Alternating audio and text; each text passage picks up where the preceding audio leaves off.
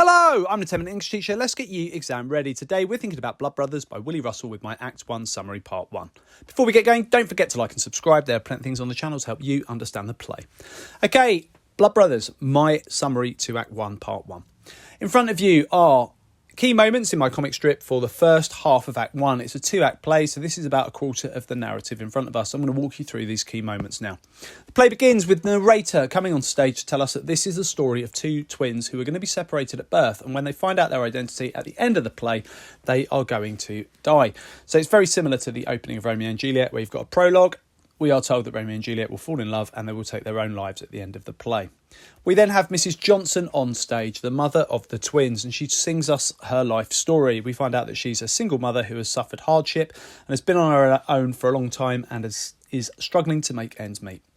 We then are in the present and we've got Mrs. Johnson in her job cleaning for Mrs. Lyons. Mrs. Lyons is a wealthy woman. Her husband is away on business and they've got very different lives. She's unable to have children and lives in a big house on her own. Mrs. Johnson has too many children for her to look after and lives in a small house on her own. So they've got very contrasting lives and they're both symbols for their respective classes. Mrs. Johnson is a working class single mother and Mrs. Lyons is a wealthy, privileged middle class woman.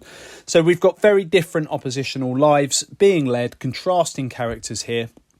And then there's a conversation about pregnancy that takes place with the narrator. He pops on stage dressed as a doctor. He plays many different parts to move that narrative along. And then we have Mrs. Johnson speaking to Mrs. Lyons about the fact that she is pregnant.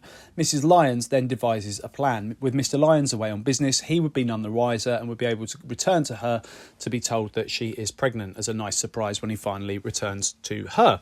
And Mrs. Johnson goes along with the plan because she's worried that she might lose her children, given the struggles and the hardship that she faces. So this plan is devised and both women seem in agreement. Time moves on and the babies are born. Mr. and Mrs. Lyons are devoted to their new son, Mr. Lyons being none the wiser, of course, that the boy is not his own. Mrs. Johnson is trying her best to manage cleaning the house for Mr. and Mrs. Lyons whilst giving some attention to the baby that she's given away. There's a conversation between Mrs. Lyons and Mr. Lyons. She wants rid of Mrs. Johnson and wants her to cease being their cleaner. Mr. Lyons is in agreement and Mrs. Johnson is asked to leave. On departure, she's told that if she ever was to let the boys know of their true identity, that they would die on that very day. And with Mrs. Johnson being quite a superstitious woman, that's something that she takes seriously as she's threatened and leaves. We then move forward in time again and we've got Mickey playing with his older brother Sammy, who we recognise as a bad influence. And then by chance there's a meeting of him and Edward, his estranged twin. They of course don't know that they're twins and they decide to become blood brothers. We then have the introduction of Edward to Mrs. Johnson. She realises who Edward is and she tells him that he should go and not come round their area again, and she tells him to leave. We've then got Edward who talks to his mother about the fact that he's made a new friend. Mickey knocks at the door and he's got a catapult, which is symbolic of delinquency.